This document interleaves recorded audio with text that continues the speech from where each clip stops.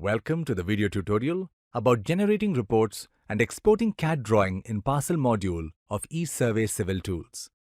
Importing data from CAD, which includes boundaries and related information, and importing RTC data from Excel is a key in Parcel project, which is explained in the previous topic in Parcel module interface.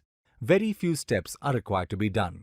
From Parcel module interface, you will be able to generate reports and drawing once you import the data and click on Process button.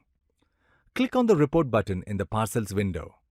The Export window opens, where you can see in Report options: Land acquisition with RTC in acres and guntas, land acquisition with RTC in metric units, land acquisition without RTC in acres and guntas, land acquisition with RTC in metric units.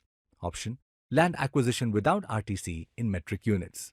Select report type with required units in the report and the font for RTC info from the drop-down.